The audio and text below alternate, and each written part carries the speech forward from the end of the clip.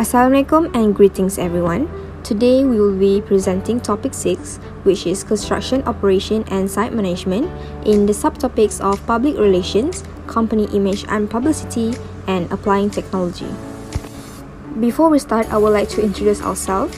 My name is Amira Najla Sahira binti Johaidi, and my teammates are Muhammad Azri Shafiq bin Ahmad Shukri, and we are from the group 27. So the first subchapter is public relations, which are divided into 3, which is owner relations, employee relations, and subcontractor relations. First, let us look at the definition of public relations by Oxford Language. Public relation is the professional maintenance of a favorable public image by a company or other organization or a famous person. In other words, public relation is the relationship you have between the public and the people surrounding you. So in terms of engineering, it is with the owner and the employee and also the subcontractor. So why is owner relations important? It is because it is to maintain a positive and cooperative relations with the project owner and their representative. It is also so that we can keep the owner in the loop with the project progress and so that we can easily resolve any potential serious conflict and issues that occur during the project. Job that I did here in Cambridge with a general contractor who got kicked off site by the client, and the client ended up calling me back to see if I can recommend a GC to finish up this job, and luckily I can help her out with some great contractors here in the Tri-Cities. So as you notice, the front door there, it was not capped, so that needed to be finished. And now if you look over here, this was opened up a little bit more than what it was, but the engineer spec'd for the beams going across here to be 2x8s, and he installed 2x6s. So when they came and inspected, that failed, of course, got it re-engineered. They had to build out the walls, narrowing down the opening here. Here, not only is the floor coming apart here, but as you can see, the fridge is not slid in because it does not fit. Measurements were wrong. You can tell that there's a difference in gaps there, a difference in gaps here on the cabinets, so big problem there. But then when you look at the stove, we got too much room, and the idea was originally to bring this out as far as we could, but they couldn't get the counter right, and now we have some good times all around here. As well, now that this is going to be shifted over as it should be, the top cabinet needs to be moved over so that the OTR can be set in there. The tile work was not brought all the way across, and if you look at it really close, you can tell it's all been cut by a grinder. What about employee relations? Employee relation is important so that we can ease the workload and increase productivity in the company. We can also create a comfortable and safe working environment and organization, and we can also tackle any issues faster with help from other colleagues. Fatah Amin. Yes, Fatah Amin. Okay, kita discuss pasal harga lah ya.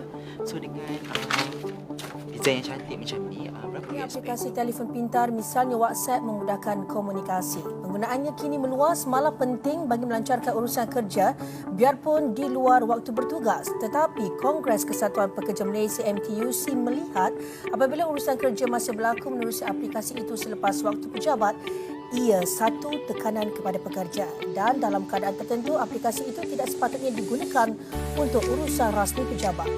However, there are some conflicts that can happen among the team members. For example, sexual harassment, racism, and drug and alcohol abuse. So, what are exactly these things? Well, racial harassment is a form of harassment caused by discrimination and hate against a certain skin color, background, race, or nationality. Meanwhile, sexual harassment is kind of harassment that is done by action without the consent of the other party, which could range from physical contact to verbal. Harassment is something you shouldn't take lightly of.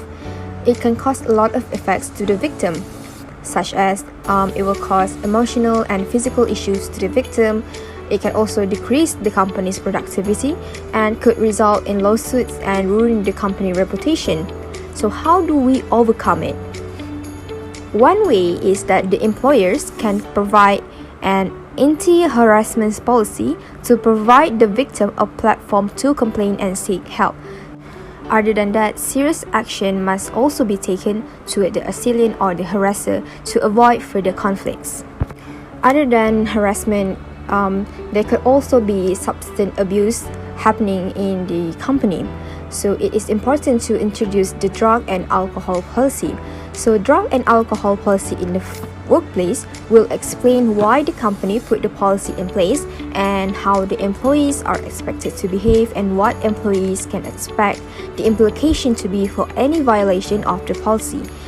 The policy should first explain that the organization wishes to protect its employees from harm, and the policy also needs to outline that the organization wants to protect everyone.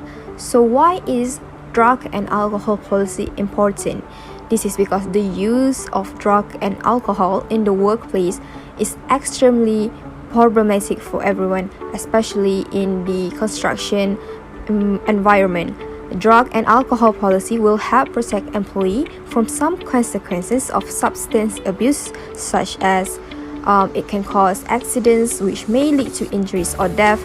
It can increase absenteeism and reduce productivity, and it can also increase the need for extra training and disciplinary procedures.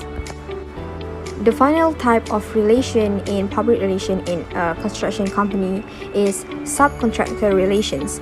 Subcontractors are specialist agents in the execution of a specific job that will supply manpower, equipment, tools, and design. They will respond only for the executed part of the workmanship, acting as agents of the production system of the contracting company. The relationship between these general contractor and subcontractors is one of the keys to any successful construction project, which is why it is important for us that are acting as the engineers that are handling the projects to have a good relationship with the subcontractors. Next is the company image and publicity. Publicity should be considered as part of construction operation and job site management because a construction project is one of the biggest advertisement tool you have. Now, what are the types of publicity and the effects? On the good side of publicity, is categorized as high profile, became a greatly appreciated facility, and viewed as contribution to the betterment of the community. This will affect to become a respected company, gain new or repeating clients, and also no disturbance throughout the construction. While on the bad side of the publicity is when you involve in political or social controversy, cause accidents, or obstruction to the nature. This will affect your company by slowing down your construction from receiving backlash, have to deal with lawsuit, and also will ruin your company reputation.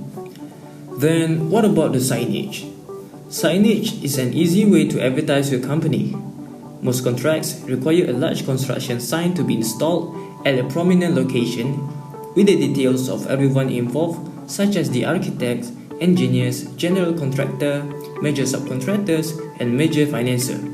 There are many types of signage displayed at a construction site, such as signboard, hanging banners, painted logo on company vehicles, and also work uniforms. Furthermore, as an engineer, it is also required to learn how to deal with the medias. When you work on a high-profile project, it is common to encounter the press that may even show up on your job site unannounced. Here's what to do. Never allow them to wander around site unescorted. Only allow them to communicate with a full-time public relation if there's one. And if you're interviewed, make sure you are equipped with accurate information and also the authority to speak. If handled and used correctly, the media can be a good thing. It can help boost your company's reputation and paint a good image to catch attention of future clients. We have arrived at the final subtopic of this video, which is the appliance of the technology. Even though it has been reported by some that 75% of the construction management process takes place in the field during the actual construction phase. We are beginning to see more and more technologies developed for field work. What is the technologies for? Construction field mobility software typically use pen-based table species loaded with digital plans and specs to automate field processes associated with everything from productivity, change orders, and submittal approvals to deliveries, quality checks, and also the management of punch lists. There are many advantages of these technologies. First is for easier communication with subcontractor, vendors, architect, and clients. Second, decisions can be made and actions can be taken quickly in any scenarios. The third one is the work of transferring reporting forms, paperwork to the office without having to carry out multiple paper plans and specs around the job site during the field observation. The field personnel can simply communicate their needs and requests in real time by making their notes in their PC tablets, which is linked to the other software programs and technologies. This also allows them to focus on more important tasks such as overseeing construction and making timely decisions to keep the project rolling. And for that, I think that is all for our presentation. Thank you for watching this video. I hope that we have a better working experience and environment in the future. Assalamualaikum warahmatullahi wabarakatuh.